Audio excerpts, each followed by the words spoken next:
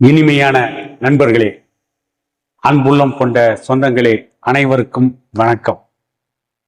இந்த சட்டமன்ற தேர்தல் களம் பலருடைய உண்மை முகத்திரையை தோலுறுத்தி காட்டியிருக்கிறது. தமிழ்நாட்டில் தேச பக்தி என்றும் இந்துத்துவவாதம் என்றும் இந்துக்களை காப்பாற்றப் போகிறோம் என்றும் பாரதிய ஜனதா கட்சி ஒரு பிம்பத்தை கட்டமைக்க முயற்சி செய்தது. வட இந்தியாவில் அதில் ஓரளவிற்கு வெற்றி பெற்று விட்டார்கள். தென்னிந்தியாவில் கர்நாடகாவை தவிர வேறு எந்த மாநிலங்களிலும் காலூன்ற முடியவில்லை. ஆனால் இந்த தேர்தல் களம் தமிழ்நாட்டில் பாரதிய ஜனதா கட்சியின் உண்மை முகத்தை தோலுறுத்து காட்டியிருக்கிறது. அது சம்பந்தமாக இன்றைக்கு ஊடகத்தில் வெளியான ஒரு செய்தி எனக்கு சற்று அதிர்ச்சியை தந்தது. ஆகவே அந்த செய்தியை உங்களுக்காக அப்படியே வாசித்து காட்டிவிட்டு அதற்கு பிறகு நம்முடைய கருத்துக்களை பதிவு செய்யலாம் என்று இருக்கிறேன். அந்த செய்தி என்ன சொல்கிறது? ஊடகத்தில் வந்த செய்தி, அச்சு ஊடகத்தில் வந்த செய்தி, தேர்தலுக்காக ஒதுக்கிய லட்சக்கணக்கான பணம் முறையாக சேரவில்லை என கேள்வி எழுப்பியதால் பாரதிய ஜனதா கட்சியின் விவசாய அணி நிர்வாகி சரமாரியாக தாக்கி கொல்ல முயற்சி, தாம்பரம் காவல் ஆணையரிடம் புகார், நண்பர் உயிருக்கும் ஆபத்து என்று தலைப்புச் செய்தியாக வந்திருக்கிறது. அதன் உள்ளே சென்று பார்த்தால் சட்டமன்ற தேர்தலுக்காக ஒதுக்கப்பட்ட லட்சக்கணக்கான பணம் முறையாக சேரவில்லை என கேள்வி எழுப்பியதால் ஒரே கட்சியினரே பாரதிய ஜனதா கட்சியின் விவசாய அணி திட்ட பொறுப்பாளரை சரமாரியாக தாக்கி கொலை முயற்சியில் ஈடுபட்டதாக கூறப்படுகிறது. மேலும் கொலை முயற்சியில் ஈடுபட்டவர்கள் மீது நடவடிக்கை எடுக்க வேண்டும் என தாம்பரம் காவல் ஆணையரிடம் புகார் மனு அளிக்கப்பட்டுள்ளது. சென்னை பள்ளிக்கரணை பகுதியை சார்ந்தவர் சக்திவேல். இவர் பாரதிய ஜனதா கட்சியின் மாநில விவசாய அணி திட்ட பொறுப்பாளராக இருக்கிறார். இந்த நிலையில் சக்திவேல் வலது காதில் பலத்த காயத்துடன் சென்னை சோழிங்கநல்லூரில் உள்ள தாம்பரம் மாநகர ஆணையர் அலுவலகத்திற்கு வந்தார். பின்னர் புகார் ஒன்றை கமிஷனர் சஞ்சய் குமாரிடம் அளித்தார். அப்போது ஒரே கட்சியினரே தன்னை கொலை செய்ய முயற்சி செய்வதாகவும் கடந்த சில தினங்களுக்கு முன்பு கண்மூடித்தனமாக கொலை வெறி தாக்குதல் நடத்தியதில் எனது உயிர் நூலிலையில் பிழைத்தது, இது குறித்து மேடவாக்கம் காவல் நிலையத்தில் புகார் அளித்தும் இதுவரை எந்த நடவடிக்கையும் எடுக்கவில்லை என கூறினார். மனுவை பெற்றுக்கொண்ட தாம்பரம் காவல் ஆணையர் உடனே மேடவாக்கம் காவல் நிலையத்திற்கு உத்தரவிட்டு விசாரிக்க பரிந்துரை செய்தார். இதைத் தொடர்ந்து தாம்பரம் காவல் ஆணையர் அலுவலகத்தில் செய்தியாளர்களை சந்தித்த பாரதிய ஜனதா கட்சியின் மாநில விவசாய அணி திட்ட பொறுப்பாளர் சக்திவேல் கூறியது என்னவென்றால், கடந்த 25/3/2026 அன்று மாநில மாவட்ட நிர்வாகிகள் கூட்டம் மடிப்பாக்கம் பகுதியில் நடந்தது. கூட்டத்தில் கலந்து கொண்டேன். அப்போது பணத்தை மண்டல தலைவர் செந்தில்குமார் மற்றும் சென்னை கிழக்கு மாவட்ட பொது செயலாளர் சிவ பாஸ்கர் ஆகியோர் முறையாக செயல்படுத்த கோரிக்கை வைத்து எனது பொறுப்பில் முழக்கம் எழுப்பினேன். அப்பொழுது கட்சியினருக்குள் வாக்குவாதம் ஏற்பட்டு மண்டல தலைவர் செந்தில்குமார் மற்றும் சென்னை கிழக்கு மாவட்ட பொது செயலாளர் சிவ பாஸ்கர் உள்ளிட்டோர் ஒரே கட்சியை சார்ந்தவன் என்று கூட பார்க்காமல் என்னை தாக்க முயற்சி செய்தார்கள். கொலை செய்து விடுவேன் எனவும் மிரட்டிய நிலையில் உடன் இருந்தவர்கள் என்னையும் சமாதானம் செய்ததால் அங்கிருந்து புறப்பட்டு சென்று விட்டேன். அப்போது தேர்தல் பணிகள் நடந்து கொண்டு இருந்ததால் பள்ளிக்கரணையில் கிளை வாரியாக செயல்பட கட்சி மேலிடம் லட்சக்கணக்கில் பணம் ஒதுக்கி இந்த மண்டலத்திற்கு கொடுத்தது.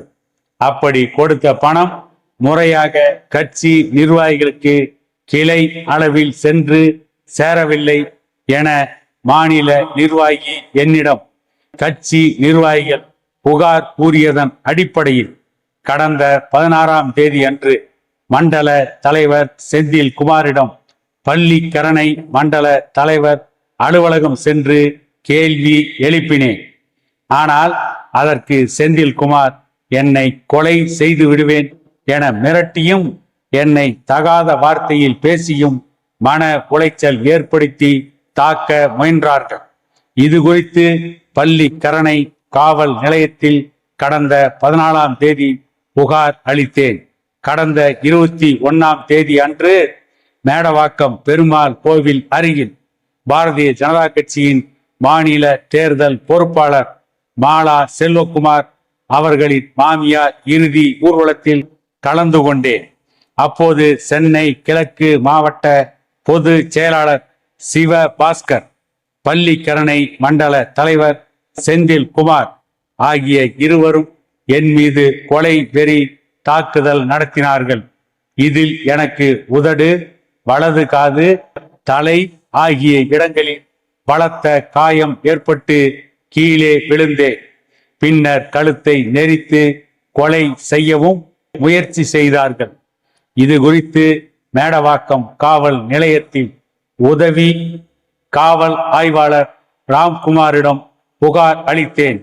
காவல் நிலையத்தில் புகார் அளித்த காரணத்தினால் சென்னை கிழக்கு மாவட்ட பொது செயலாளர் சிவபாஸ்கர் மற்றும் பள்ளிக்கரணை மண்டல தலைவர் செந்தில் குமார் ஆகிய இருவரும் காழ்ப்புணர்ச்சி காரணமாக ரவுடிகளை வைத்து என்னையும் எனக்கு உறுதுணையாக இருந்து கொண்டிருக்கும் நண்பர் 190வது வட்ட முன்னாள் தலைவர் யோகேஷ் குமார் என்பவரையும் கொலை செய்ய தேடி வருகிறார்கள். இதனால் நான் எனது உறவினர் வீட்டில் தலைமறைவாக இருந்தேன். நடைபெற்ற சட்டமன்ற தேர்தலில் வாக்களிக்க கூட செல்ல முடியவில்லை. ஆனால் இதுவரை எனது புகார் மனு மீது எந்த ஒரு வழக்கும் பதிவு செய்யப்படவில்லை. விசாரணை நடத்தவும் இல்லை. சம்பந்தப்பட்ட எதிரியை கைது செய்யவும் இல்லை.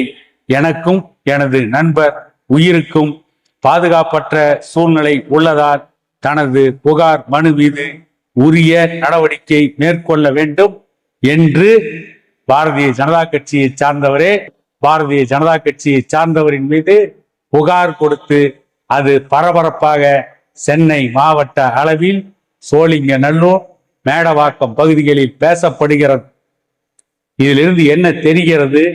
பாரதிய ஜனதா கட்சிக்கு தேசபக்தி இருக்குமானால் பணத்தின் மீது பக்தி வந்திருக்காது. பணத்தின் மீதுதான் பக்தி என்ற பின் பந்த பாசமே ஏதடா என்று ஒரு திரைப்பட பாடல் இருக்கிறது. இவர்களுக்கு இருப்பது உண்மையான தேசபக்தி. உண்மையாக மதத்தின் மீது பக்தி இருக்குமானால் இவர்கள் தேசத்திற்காக எதையும் விட்டு கொடுத்து சென்றிருப்பார்கள்.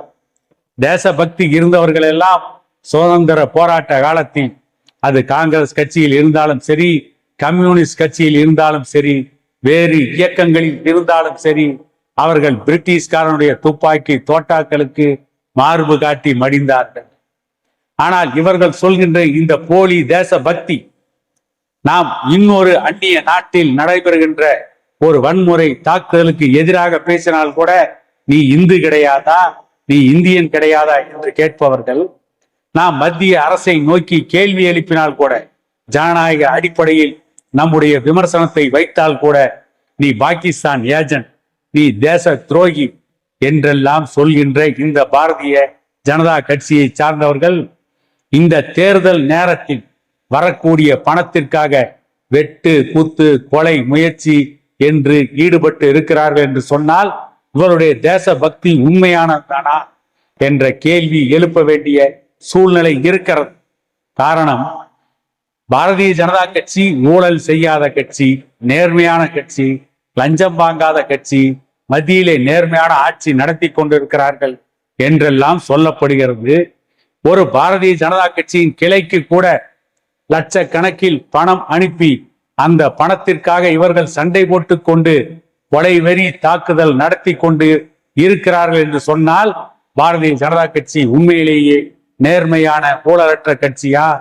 லஞ்சம் வாங்காத கட்சியின் ஆட்சிதான் மத்திய அரசில் நடந்து கொண்டு இருக்கிறதா என்ற கேள்வியை இன்றைக்கு நடுநிலையாளர்கள் எழுப்பிக் கொண்டிருக்கிறார்கள், கேட்டுக்கொண்டிருக்கிறார்கள்.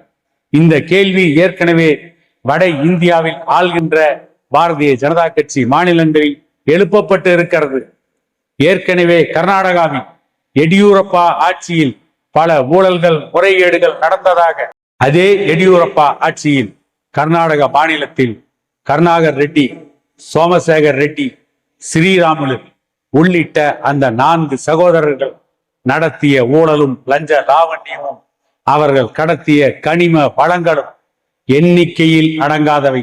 அவர்கள் மீது மிகப்பெரிய ஊழல் குற்றச்சாட்டுக்கள் வந்து எடியூரப்பாவிற்கும் அந்த கருணாகர் ரெட்டிக்கும் தகராறு ஏற்பட்டு, அந்த தகராறை தீர்த்து வைப்பதற்கு அப்பொழுது மத்தியிலே அமைச்சராக இருந்த சுஷ்மா சுவராஜ் வந்து அவர்களுக்கிடையே சமாதானம் செய்து வைத்ததையெல்லாம் இந்த நாடு பார்த்திருக்கிறது. ஆனால் இன்றைக்கு அவர்கள் பணத்திற்காக தேசப்பற்றை மறந்தார்கள். ஏற்கனவே அவர்களுக்கு தேசப்பற்று இல்லை என்பது வேறு. இந்து மதத்தின் மீது இருக்கின்ற பற்றை மறந்தார்கள். அவர்கள் இந்து மதத்தை அவருடைய சுய லாபத்திற்காகத்தான் பயன்படுத்தி கொண்டிருக்கிறார்கள் என்பதுதான் இன்றைக்கு உண்மையான நிலவரம். இருந்தாலும் கூட ஒரு வாதத்திற்காக தேசப்பற்றை மறந்து, மதத்தின் மீது இருக்கின்ற பற்றை மறந்து, பணத்தின் மீது பாசம் கொண்டு தேர்தலுக்காக வருகின்ற பணத்திற்காக அவர்கள் வெட்டு, குத்து, கொலை என்று களத்திலே இறங்கி இருக்கிறார்கள் என்று சொன்னால், தமிழகத்தின் ஆட்சியும் அதிகாரமும் இவர்கள் கைக்கு போனால் தமிழகம் என்னவாகும் என்று மக்கள்தான் சிந்திக்க வேண்டும் என கேட்டுக்கொண்டு, மீண்டும் ஒரு காணொளியில் உங்களை சந்திக்கும் வரை உங்களிடமிருந்து விடைபெறுவது உங்கள் எடப்பாடி துரைசாமி.